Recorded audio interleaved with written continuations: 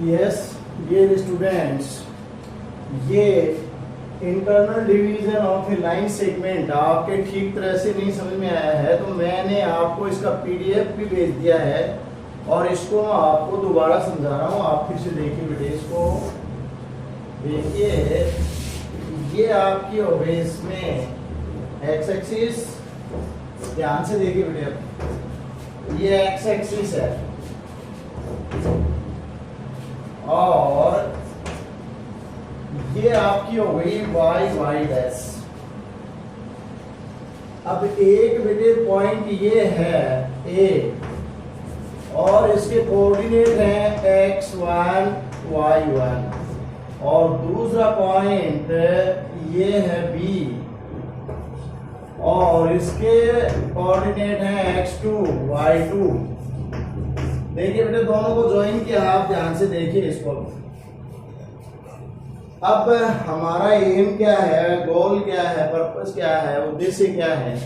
इस line segment को जैसे हमने कोई किसके ऊपर पॉइंट किया बेटे P, ये इसके कोऑर्डिनेट है x y, तो ये इसको मान लो m1 रेशियो m2 में बांटता है। तो ये कोऑर्डिनेट फाइंड आउट करने हैं अपने को बेटा। P पॉइंट के कोऑर्डिनेट फाइंड आउट करने हैं, जबकि ये A है और ये आपका B है पॉइंट। तो अब आपको ये जो P पॉइंट है जो m1 रेशियो m2 के रेशियो में इसको डिवाइड कर रहा है, इसकी कोऑर्डिनेट ज्ञात करने बेटे आपको। तो यहां से ये आप परपेंडिकुलर डाल दीजिए एक। तो अब देखो, मैं आपको ये समझा रहा हूं, फिर से ढंग से समझो। ये परपेंडिकुलर डाल दो और ये परपेंडिकुलर डाल दो। अब ये ए बी और ये पी, एक बेटे परपेंडिकुलर आपको इधर से ये डालना पड़ेगा और एक परपेंडिकुलर ये डालना पड़ेगा। अब पॉइंट मैं वही ले लेता हूं जो आपको मैंने भेजे हैं। तो बेटा इसमें मैंने ये भेजा आपको पीडीएफ, तो इसमें ये पॉइंट है ना, इसको तो ले रखा है सी, मैंने इसको बेटा मैंने ई लिया है और इसको ले लिया डी और ये ई हो ही गया, ये ए हो गया। और बेटा इसमें अपने पास ए बी बी और सी ई डी यही पॉइंट्स हैं, ये अपन ने इसके ले लिए। अब बेटा ये x1 है तो x एक्सिस पर यहां से यहां तक की दूरी जो है x एक्सिस पर वो x1 है। तो x1 एक्चुअल में आप देखिए ये यहां से यहां तक की डिस्टेंस अच्छी तरह से देखिए आप इसको। ये x1 है बेटे और ये यहां से यहाँ p है, तो ये जो है डिस्टेंस ये है x और यहां से ये जो डिस्टेंस है, आप इसको थोड़ा सा नीचे ले लें। According to necessity, we take it as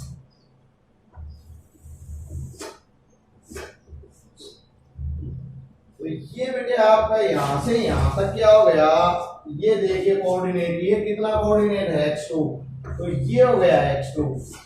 आप ये देखिए और ये हो गया x और ये x1। अब ये डिस्टेंस देखिए आप, यहां से यहां तक की जो डिस्टेंस है ये देखिए बेटे आप, यहां से यहाँ x, ये इसमें से कम कर दो तो x माइनस x1 हो गई है और ये भी x माइनस x1 ही होगी क्योंकि ये ऑपोजिट साइड है बेटे रेक्टेंगल की। तो ये तो हुआ आपका।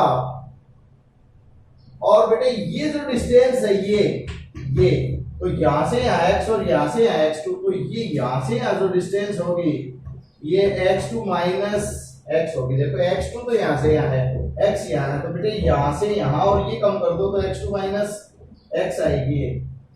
तो ये हो गई आपकी x2 माइनस x। अपने को बेटे इसकी जो है ना तीनों साइड लेनी है, इसकी तीनों साइड, इसकी देखो इसकी एक साइड m1 हो गई, एक साइड x माइनस x1 हो गई, इसकी भी एक m2 हो गई, एक x2 माइनस x1 हो गई, ये m है m2। अब आप इधर देखिए बेटा, यहां से ये जो डिस्टेंस है ये y1 है, ये डिस्टेंस y1 है, और ये जो डिस्टेंस है ये है y, और बेटे ये जो डिस्टेंस यहां से यहां है ये है y2। तो आप एक तो ये डिस्टेंस निकालेंगे यहां से, तो ये डिस्टेंस आपको निकालनी है बेटे। तो ये डिस्टेंस आपकी आएगी यहां से यहां, देखो पूरी y माइनस y1। तो ये जो डिस्टेंस है ये यहां से ये वाली, चाहे इसको ये और ये एक ही है, तो ये आ जाएगी y माइनस y1।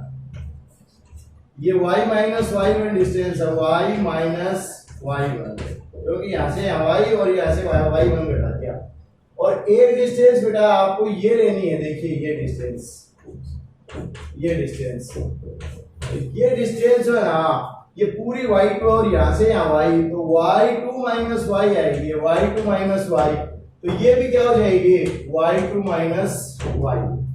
तो आपको पहले तो डायग्राम ढंग से देख लेना है, मैंने बेटा आपकी पीडीएफ में यही भेजा है, ठीक है। अब बोर्ड में पे मैंने आपको ये क्लियर अलग अलग बता दिया है। अब इसकी देखो ट्रायंगल की बेटा तीनों साइड आ गई, ये साइड आ गई, ये आ गई और ये आ गई।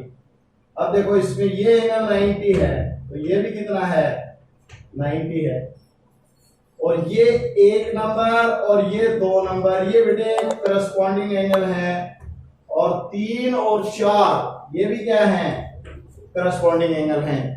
तो ये भी मैंने इसी तरह से आपको पीडीएफ में भेजे हैं, क्योंकि जो पीडीएफ भेजा हो मेरे पास सामने पड़ा है, जिसमें से मैंने कागज में से भेजा है उसमें से देख के ही करके बता रहा हूँ आपको ये, ताकि आपको क्या है कि जो ना दोनों मैच हो जाए। अब बेटा आपके पास ये जो ट्राइंगल और ये ट्राइंगल है, देखो triangle ADP in given figure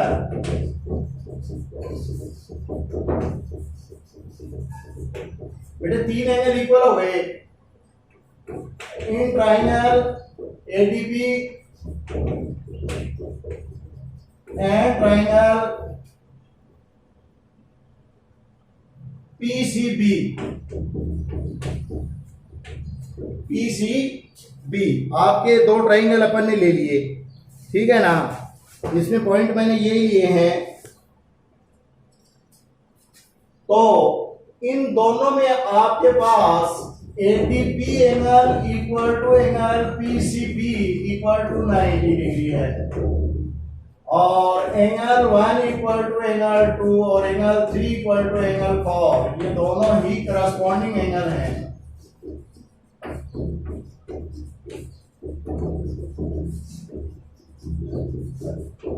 corresponding angles हैं, इसलिए बेटे ये जो दोनों ट्राइंगल हैं ये एक दूसरे के सिमिलर होंगे। एडीपी ट्राइंगल सिमिलर है पीसीबी के। ये सिमिलर का क्या मतलब होता है? सिमिलर का मतलब ये होता है कि इनके अगर एंगल इक्वल है तो इनकी साइड्स में सेम रेशियो होगा। सेम रेशियो का मतलब क्या होगा? एडी और पीसी का वही रेशियो होगा जो डीपी और सीबी का है और एपी और पीबी का। सबका रेशियो जो है डिवाइड करेंगे लेंथ को तो सेम आएगा। तो अगर तीनों एंगल इक्वल है, कौन सी प्रॉपर्टी से किया है? बाई ए रूल या प्रॉपर्टी।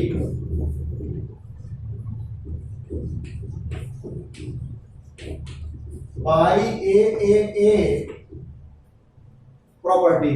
ए जो प्रॉपर्टी है ना, ये भी प्रॉपर्टी भी क्या? Similar property.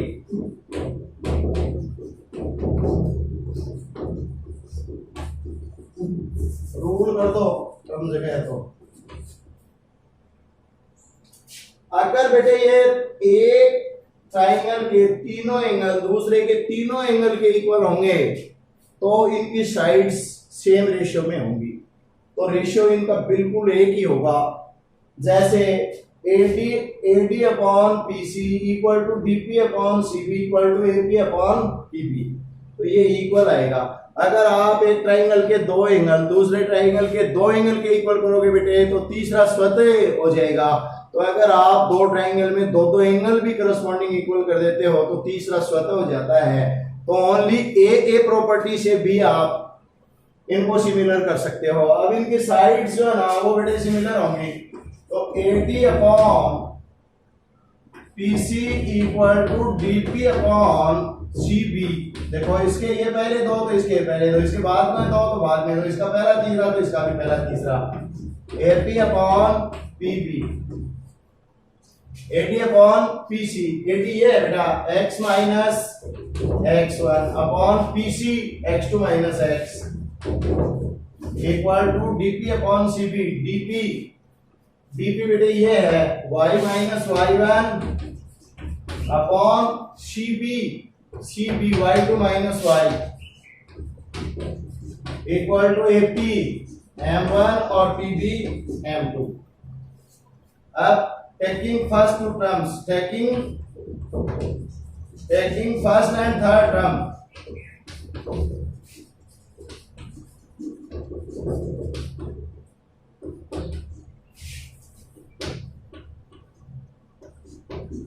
फर्स्ट और थर्ड टर्म ले लो बेटा। x minus x1 equal to और x2 minus x equal to m1 upon m2। तो m2x minus m2x1 equal to m1 x2 minus m1 x on cross multiplication, और m1 x2 ये बेटे इधर ले आते हैं प्लस m2x m1 x ये इधर रहे प्लस हो गया, और प्लस m2x ये उधर है ही इक्वल टू ये इधर रहेगा। तो m2x1 प्लस m1 x2 इधर है ये, और इसमें x कॉमन लेने बेटे। तो m1 plus m2 equal to m2x1 plus m1 x2, और x इक्वल टू क्या हो जाएगा m2x1 plus m1 x2 upon m1 plus m2। तो ये बेटा x कोऑर्डिनेट हो गया। Like the same by taking second and third term, by taking second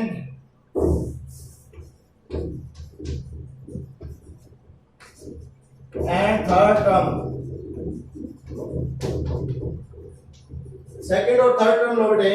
y minus y1 upon y2 minus y equal to m1 upon m2। Cross multiplication करो, m2y minus m2y1 equal to m1 y minus m1 ये y2 है बेटे, m1 y2 minus m1 minus m1 y। अब ये इधर ले आएंगे तो m1 y प्लस ये m2 y है इधर, सेम x वाली तरह ही करेंगे, इसको भी सेम ही है वो ये। तो इधर लाएंगे तो m2 y plus m1 y2, और m यदि y कॉमन ले ले तो क्या जाएगा m1 plus m2 equal to वही m2 y प्लस my2, और देयरफॉर y इक्वल टू क्या जाएगा m2y प्लस m2y1 और plus m1y2 upon m1 plus m2। तो देखिए बेटे हमने x कोऑर्डिनेट भी निकाल दिया और y कोऑर्डिनेट भी निकाल दिया। इसका x कोऑर्डिनेट और y कोऑर्डिनेट, x कोऑर्डिनेट है m2x1 plus m1x2 upon m1 plus m2, ये तो x कोऑर्डिनेट है, और y कोऑर्डिनेट क्या है m2y1 plus m1y2 upon m1 plus m2। तो ये x कोऑर्डिनेट हो गया आपका और ये y कोऑर्डिनेट हो गया। तो इस तरह से आपको मैंने बेटा दोबारा समझा दिया है, और इसका पीडीएफ भी आपको बना करके मैंने भेज दिया है। आप अच्छी तरह से इसको देख लेना। ये क्या है, division of A line segment.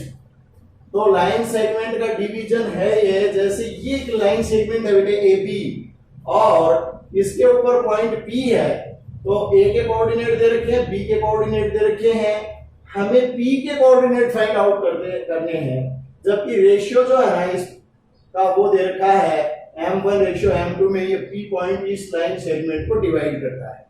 तो हमारा जो उद्देश्य है वो p पॉइंट के कोऑर्डिनेट फाइंड आउट करना है, जबकि गिवन है a के कोऑर्डिनेट दिए हैं, b के कोऑर्डिनेट दिए हैं, और जिस रेशियो में p इस लाइन सेगमेंट को डिवाइड करता है वो दोनों रेशियो दिए हुए हैं m1 और m2। हमें फाइंड आउट करना है x और y। x हमने ये फाइंड आउट किया और y ये किया, बस बेटा इतना ही करना आपको। Thank you very much.